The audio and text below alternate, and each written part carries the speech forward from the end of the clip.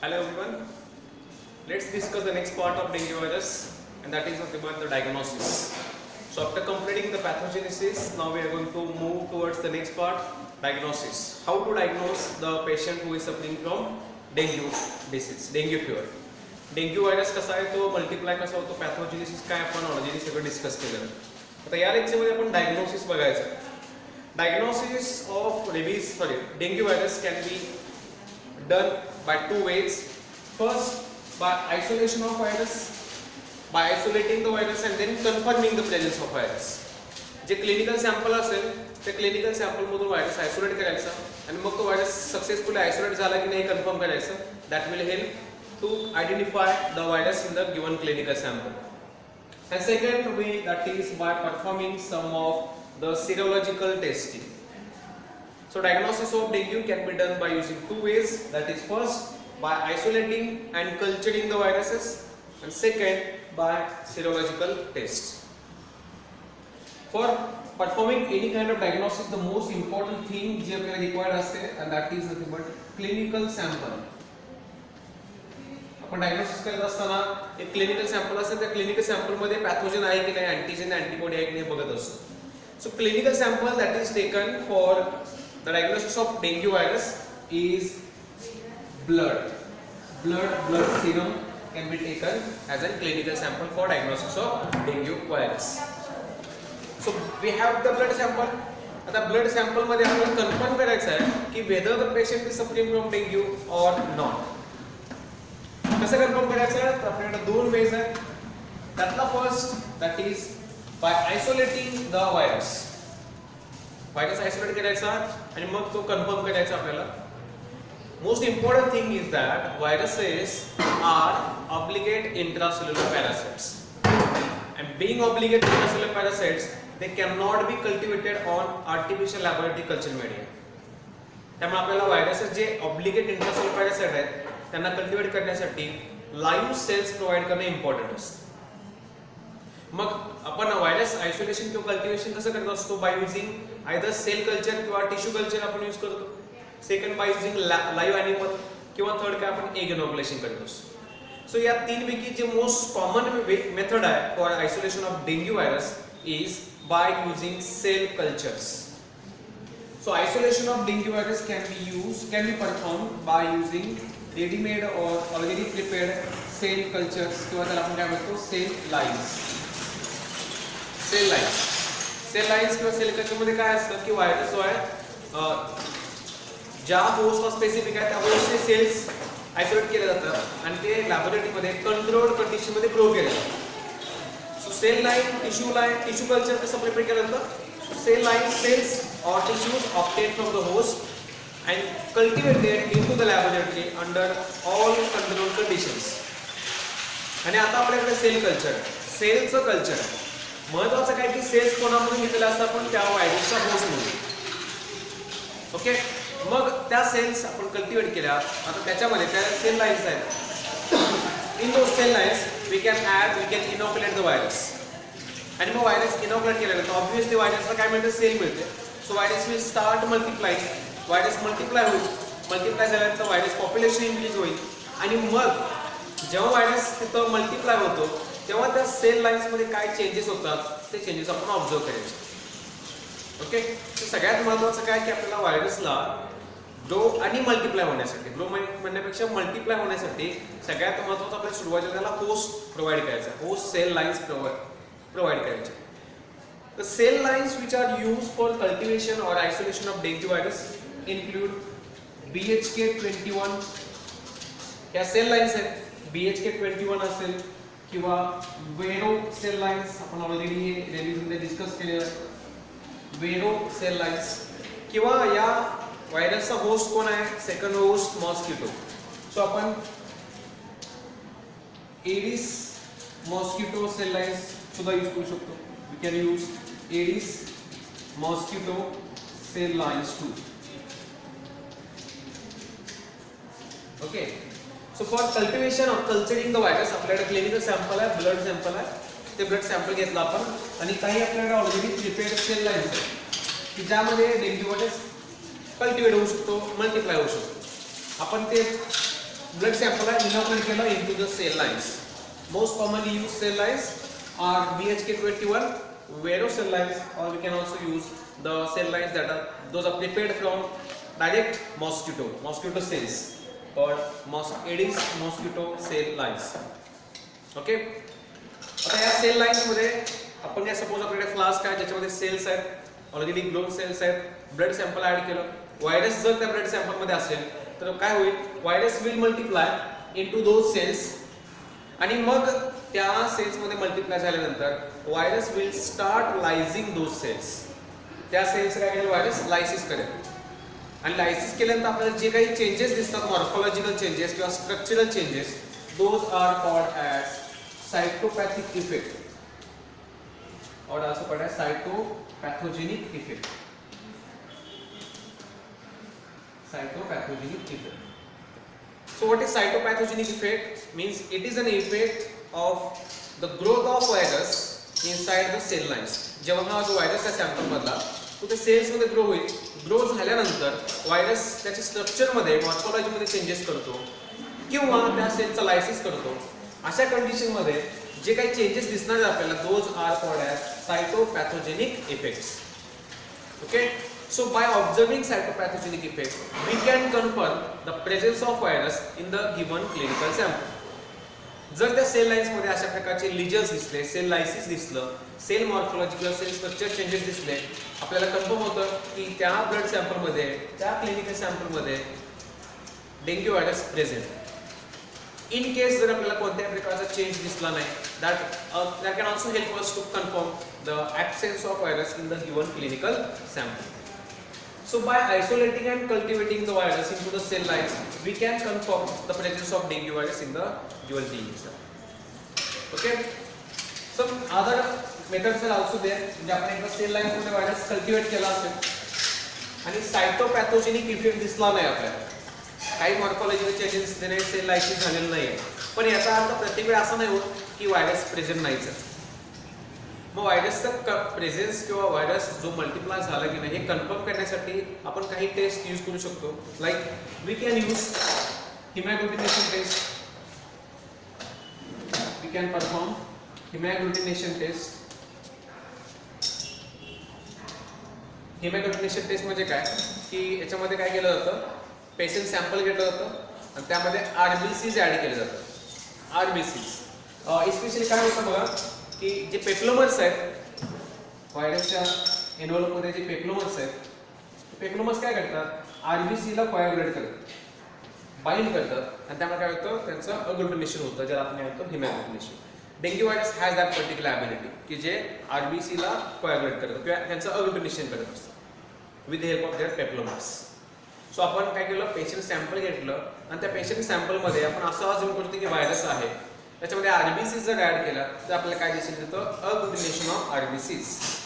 Okay बघा हा virus आहे आणि या सगळ्या काय असतात आरबीसीज हे सगळ्या आरबीसीज काय झाल्या आता अग्लुटिनेट झाले.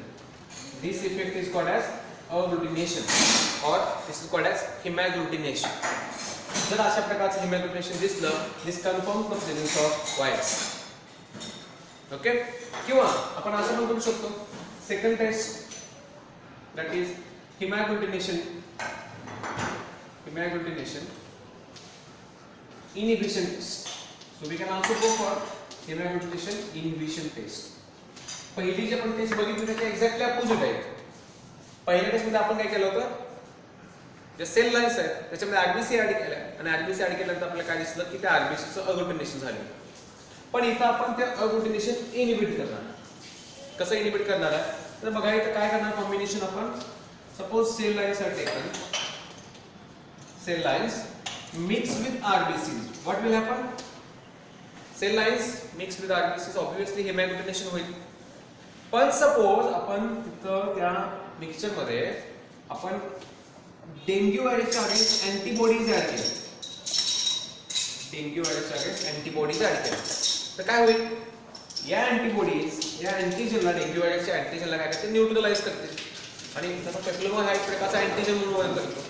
सो त्या अँटीबॉडीज काय होतील न्यूट्रलाइज होतील किंवा व्हायरस काय होईल न्यूट्रलाइज होईल आणि जेव्हा व्हायरस न्यूट्रलाइज होणार आहे that time it will not be able to react with the RBCs. So by adding specific antibodies, hemagglutination is inhibited. This is called as hemagglutination inhibition test. Once again I repeat, काय केलं आपण sale lines घेतल्या की ज्यामध्ये virus आहे असं आपण अजून करतोय, त्याच्यामध्ये आरबीसी ऍड केला. नॉर्मली काय होईल, in absence of antibodies cell lines आणि आरबीसी जेव्हा रिएक्ट होतील त्यावेळी काय होईल, त्या एका व्हायरसच्या अगेन्स्ट मल्टिपल आरबीसी अग्लुटिनेट झालेले असतात, कारण त्याच्यामध्ये ती अग्लुटिनेशन अवेलेबल आहे. पण आपण अँटीबॉडीज ऍड केल्या डेंग्यू व्हायरसच्या अगेन्स्ट. सो काय होईल, आता या अँटीबॉडीज या व्हायरसला न्यूट्रलाइज करतील, त्यामुळे आता हा व्हायरस आरबीसीशी रिएक्ट होणार नाही. So there is no hemagglutination, that is nothing but the hemagglutination inhibition observed. This is called as hemagglutination inhibition test. So presence of virus in the cell lines can be confirmed by hemagglutination test, by hemagglutination inhibition test, by using enzyme linked immunosorbent test, that is ELISA test. So ELISA test can also be performed. Complement fixation test can also be performed. म्हणजे virus त्या cell lines मध्ये आहे की नाही हे confirm करण्यासाठी आपण या सगळ्या टेस्ट परफॉर्म करू शकतो. Complement fixation test and other tests are performed to confirm the presence of virus. Clear? So this is how we can confirm, we can diagnose the dengue by isolating and cultivating the virus. Now the second way, that is by performing serological tests. Second, that is serological testing, means detection of antigen or antibodies. Serological test. आता आपण serological test perform करणार आहे, antigen बघणार किंवा पण antibodies बघणार. इथं पण serological टेस्टिंग मध्ये सुद्धा दोन प्रकारे आपण टेस्ट परफॉर्म करू शकतो. First, detection of NS1 antigen, म्हणजे आपण डेंग्यू इन्फेक्शन झाले की नाही कन्फर्म करायचं आहे, दोन वेळी करू शकतो. First, that is detection of NS1 antigen, किंवा त्याला आपण NS1 अँटीजन टेस्ट म्हणतो. This can also be called as NS1 antigen test, और we can determine or demonstrate the antibodies, demonstration of antibodies. So either by detecting antigen or antibodies we can confirm the presence of dengue in the given clinical sample. Demonstration of antibodies or detection or demonstration of NS1 antigen. आता antigen detection कधी करायचं किंवा antibody detection कधी करायचं, तर mostly जेव्हा symptom दिसायला लागतात किंवा इलनेस डेव्हलप झालेला आहे, fever develop झालेला आहे. So after onset of the fever, especially after 1 to 2 days of fever, or within 1 to 2 days of fever develop झाल्यापासून within 1 to 2 days NS1 antigen test can be observed positive. म्हणजे हा antigen याच्या against आपण confirmation करू शकतो within 1 to 2 days of fever झाल्यापासून 2 दिवसामध्ये. आणि अँटीबॉडी डिटेक्शन किंवा डेमॉन्स्ट्रेशन कधी करायचं, this can be perform within 5 to 6 days of fever. So depends की आपल्याला कशाचा डेमॉन्स्ट्रेशन करायचं, अँटीजनचं की अँटीबॉडीज. महत्वाचं काय की आपण रॅपिड डायग्नोसिससाठी, अर्ली डायग्नोसिससाठी अँटीजन टेस्ट करू शकतो.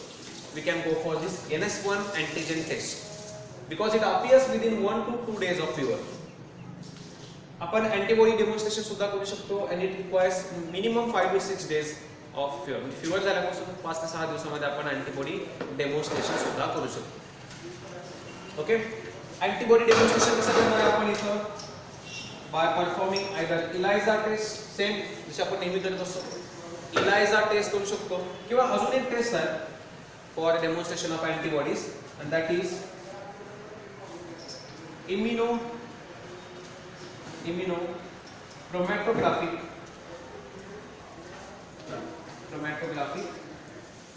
strip test. Immunochromatographic strip test. For detection or demonstration of antibodies, we can perform either ELISA test, enzyme immunosorbent assay test, or we can also go for immunochromatographic strip test. आता ही जी test आहे second test, that is immunochromatographic strip test. Principle exactly same to that of ELISA test. जसं ELISA test आपण करतो similar principal याचा सुद्धा difference काय आहे तर इम्युनोक्रोमॅटोग्राफिक स्ट्रिप टेस्ट मध्ये आपण काय करतो जे अँटीबॉडीज आहेत नोन अँटीबॉडीज या आपण एक क्रोमॅटोग्राफिक स्ट्रिप जशी यूज करतो तशा काही स्ट्रिप्स असतात त्या स्ट्रिपवर अँटीबॉडीज फिक्स केल्या जातात पेशंट सॅम्पल ऍड केलं जातं पेशंट सॅम्पल मध्ये जर अँटीजन असेल तो अँटीजन त्या अँटीबॉडीला फिक्स होईल आणि मग आपण काय करतो अँटीबॉडीज यूज करतो म्हणजे पुन्हा सेकंडरी अँटीबॉडी यूज करणार आपण पण त्या सेकंडरी अँटीबॉडीज कशा असणार येतात those are enzyme linked okay म्हणजे असं suppose this is a strip chromatographic strip याच्यावर पहिल्यांदा आपण अँटीबॉडीज फिक्स केल्या सपोज दिस आर अँटीबॉडीज आपण पहिल्यांदा आपण अँटीजन फिक्स केला हा अँटीजन फिक्स केला नॉन अँटीजन नंतर आपण काय केलं पेशंट सॅम्पल ऍड केलं पेशंट सॅम्पल कंटेन्स अँटीबॉडीज आणि मग या अँटीबॉडीजच्या अगेन्स्ट सेकंडरी अँटीबॉडीज घेणार आहेत बट सेकंडरी अँटीबॉडीज कशा असणार आहेत दीज आर एन्झाइम लिंक्ड आणि जेव्हा आपण याचा सबस्ट्रेट ऍड करतो whenever we add substrate for that particular enzyme we will observe change in color okay so color change can be observed exactly जसं आपण एन्झाइम लिंक्ड इम्युनोसॉर्बंट असते म्हणजे ELISA टेस्ट करतो फक्त डिफरन्स काय की इथं पहिल्यांदा आपण स्लाइड यूज न करता एक क्रोमॅटोग्राफिक स्ट्रिप यूज केलेला आहे on which we first have fixed the antigen known antigen is fixed then patient sample is applied if patient sample contains antibodies antigen antibody complex will be formed then secondary antibodies are added but secondary antibodies these are conjugated with the enzymes okay secondary antibodies are conjugated with the enzymes आणि जेव्हा आपण substrate add करतो तो enzyme काय करतो सबस्ट्रेटचं conversion product मध्ये करतो आणि चेंज इन कलर आपल्याला इथे बघायला मिळतो this is called as immunochromatographic strip test so this is how the antibodies can be demonstrated within or in the clinical sample. आता अँटीजन साठी जी आपण टेस्ट परफॉर्म करतो that test is called as NS1 antigen test. NS1 antigen test. It is used to detect or demonstrate the presence of antigen in the sample. Now this NS1 antigen test, आता NS1 म्हणजे काय तर NS1 stands for non structural antigen हा व्हायरसच्या structural जे capsid आहे कॅप्सिडमध्ये एक प्रकारचा प्रोटीन असतो that protein structural the protein is present in the capsid that acts as an antigen that is called as NS1 antigen और non structural antigen This test can be performed within 1 to 2 days of fever. Fever develop झाल्यापासून आपण 1 ते 2 दिवसामध्ये पण taste perform करू शकतो. That's why it is a rapid test.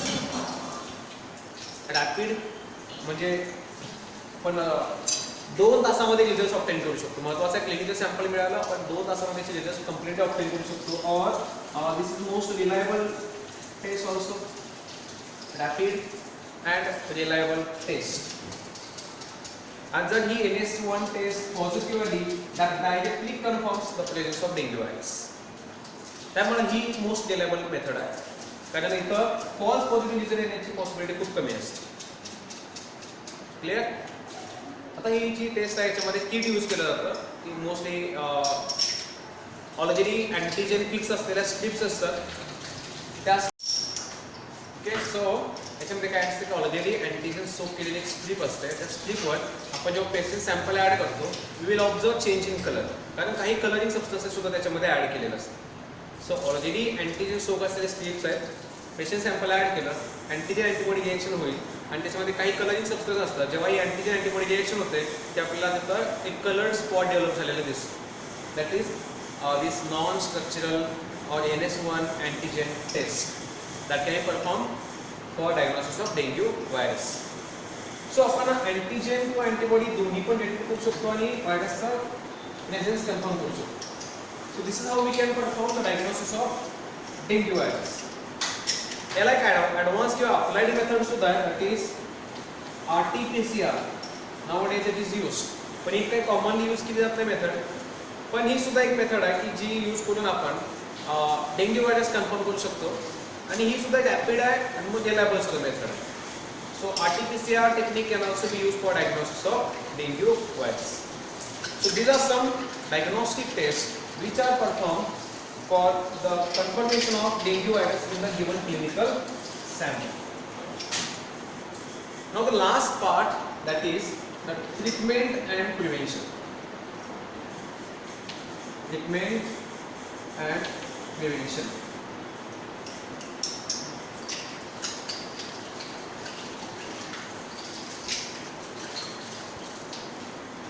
Treatment and prevention.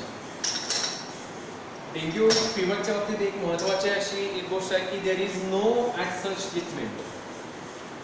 कुठला एक स्पेसिफिक मेडिसिन किंवा कुठला स्पेसिफिक ट्रीटमेंट याला अवेलेबल नाही आहे डेंग्यूमध्ये. फक्त याला काय तर सपोर्टिव्ह मेडिसिन्स आपण यूज करू शकतो. We can use some supportive medicines. Supportive medicines म्हणजे काय की जे ॲक्च्युली आपल्याला फीवरपासून क्युअर करत नाही, पण त्याचं जी सिव्हिरिटी आहे ती कमी करतात. किंवा आपण याला ब्रेक बोन फीवर म्हणतो, कारण त्याच्यामध्ये ट्रिमेंडस पेन्स डेव्हलप होतात, तर त्या पेन्स रिड्यूस करू शकतो आपण. म्हणजे सप्लिमेंटरी मेडिसिन्स आहेत त्या. एका डायरेक्टली आपल्याला फीवर कमी नाही करत, पण त्याची सिव्हिरिटी कमी करतात किंवा पेन्स जे आहेत त्या पेन्स रिड्यूस करण्यासाठी हेल्प करत असतात. So there is no access treatment for dengue fever, but some supportive care, supportive medicines can be used. प्रिव्हेन्शनमध्ये काय, पुन्हा इथं कोणतंही वॅक्सिन अवेलेबल नाही. No vaccine available against this dengue virus. पण आपण काही प्रिव्हेंटिव्ह मेजर्स फॉलो करू शकतो. म्हणजे डेंग्यू होऊच नये, डेंग्यू व्हायरस इन्फेक्शन होऊच नये यासाठी काही पर्सनल आपण प्रिव्हेंटिव्ह मेजर्स फॉलो करू शकतो. Like use of mosquito repellents. We can use some mosquito repellents. We can use some insecticides.